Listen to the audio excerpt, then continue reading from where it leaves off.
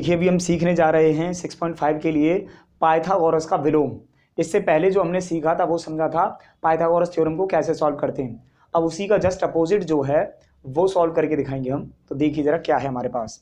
Statement दिया है इसके विलोम में कि यदि किसी त्रिभुज की एक भुजा का वर्ग अन्य दो भुजाओं के वर्ग के योग के बराबर हो, यानी जो कंटेंट पहले हमने पाइथागोरस में प्रूव किया था वो अब के दिया है कि अगर मान लो कि एक त्रिभुज है जिसमें बोला गया है कि एक भुजा का वर्ग यानी जैसे AC का वर्ग जो है वो अन्य दो भुजाओं यानी कि AB और BC अन्य दो भुजाओं के वर्ग के योग के बराबर हो। तो ये सवाल में हमें गिवन स्टेट है दिया हुआ है।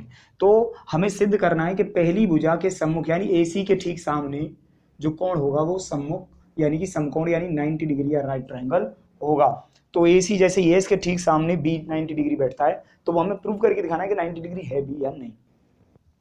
अच्छा, तो देखिए सबसे पहले हम इसमें स्टेटमेंट क्या लिखते हैं, गिवन स्टेट लिखेंगे कि ABC एक त्रिभुज है जिसमें AC स्क्वायर जो है वो AB स्क्वायर और BC स्क्वायर के बराबर है। इसे इंग्लिश में कैसे लिखेंगे, ABC is a triangle in which AC square is equal to AB square plus में BC स्क्वायर के इक्वल बैठेगा। अच्छा, सिद्ध क्या करना है, प्रूव करना है मुझे कि B जो है AC के ठीक सामने का जो है, उसने बोला ना पहली भुजा जो थी AC उसके ठीक सामने का एंगल जो है वो 90 डिग्री प्रूव करना है। तो B इक्वल टू 90 डिग्री लेके आना है। नेक्स्ट रचना क्या की हमने, बिल्कुल ABC की जैसा ही एक ट्राइंगल बनाया है PQR जिसकी रचना की है। तो त्रिभुज PQR की रचना की है जिसमें Q जो है वो 90 डिग्री एंगल है। इसमें जो Q एंगल है वो कितना है, 90 डिग्री का एंगल है। और उसमें उसकी साइड जो है वो भी आपस में बराबर हैं कि PQ जो है PQ साइड AB के बराबर है और QR वाली साइड BC के बराबर है। ये सवाल में कंस्ट्रक्शन से या रचना से हम प्रूव करके लिख रहे हैं। इसे इंग्लिश में लिख सकते हैं, we construct a triangle PQR in which Q is equal to 90 degree and PQ is equal to AB and also QR is equal to BC। ये गिवन स्टेट के बाद कंस्ट्रक्शन के पॉइंट में आ जाएगा। अब इसके बाद हम प्रूव करते हैं कि क्या ये बात प्रूव होकर के हम इसको 90 डिग्री प्रूव कर सकते हैं। तो जरा देखिए कैसे। अभी हम इसको प्रूव करेंगे। तो सबसे पहले हम क्या करते हैं, ट्राइंगल ले लेते हैं ABC, सॉरी PQR जो हमारा कंस्ट्रक्शन वाला पॉइंट है। तो हम लिख लेते हैं ट्राइंगल, या सबसे पहले हम लिखेंगे उत्पत्ति हम प्रूव कर रहे हैं तो प्रूफ में लिख लेंगे हम ट्राइंगल PQR। PQR में क्या, यानी कि अगर वो राइट ट्राइंगल है तो उसमें क्या अप्लाइंस कर सकते हैं कि हाइपोटेनस का स्क्वायर दैट मीन्स PR का स्क्वायर हाइपोटेनस का स्क्वायर इन दोनों के जोड़ के बराबर होगा। तो PQ स्क्वायर प्लस में QR के स्क्वायर के बराबर होगा। अब हम क्या कर सकते हैं कि हमने पहले लिखा हुआ है सवाल में ही कि PR स्क्वायर तो ऐसे ही रहेगा। अब यहाँ मैं PQ इसकी जगह लिख सकता हूँ AB स्क्वायर क्योंकि वो आपस में बराबर है।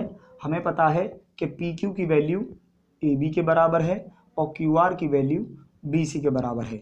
तो मैं लिख सकता हूँ PQ की जगह पे AB स्क्वायर और QR की जगह लिख सकते हैं BC स्क्वायर। अब सवाल में हमें क्या दिया हुआ था कि ये इन दोनों का स्क्वायर किसके बराबर है, AC।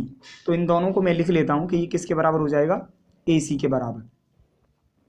या मैं इस तरीके से इनको पॉइंट में लिख सकता हूँ कि यहाँ तो मैं PR स्क्वायर ही लिख लूँ और इन दोनों को कंबाइन करके हम लिख सकते हैं AC स्क्वायर। 2 से 2 यहाँ कट जाएगा तो कुल मिला के PR और AC भी बराबर आ जाएगा।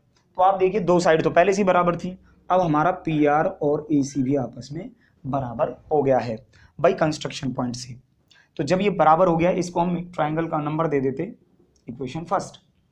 इसके बाद देखिए फिर हम क्या करेंगे, अब दोनों ट्राइंगलों को हम कॉन्ग्रुएंट प्रूव कर लेते हैं। हमारे पास दोनों ट्राइंगल कौन कौन से हैं उनको हम प्रूव करते हैं। तो देखें जरा, हम लेते हैं ट्राइंगल ABC और ट्राइंगल PQR में क्या क्या वैल्यू बराबर है।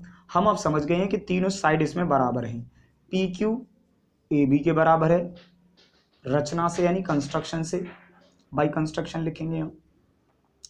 या QR जो है वो BC के बराबर, ये भी कंस्ट्रक्शन से। और PR जो है वो AC के बराबर जो कि अभी हमने सिद्ध किया है। तो कुल मिला के तीनों साइड बराबर हो गई। तो हम लिख सकते हैं कि ट्राइंगल ABC कॉन्ग्रुएंट हो गया है ट्राइंगल PQR के। क्यों, क्योंकि ट्रिपल साइड इक्वल हो गई, ट्रिपल साइड की सर्वांग क्षमता से, या इंग्लिश में लिखेंगे कॉन्ग्रुएंसी। जब ये बराबर हो गए तो जब भी कोई ट्राइंगल आपस में बराबर हो जाते तो उनकी साइड का वैल्यूएशन और एंगल का वैल्यूएशन आपस में बराबर हो जाता है। तो हम लिख सकते हैं कि एंगल B जो है वो एंगल Q के बराबर ही होगा बाई CPCT।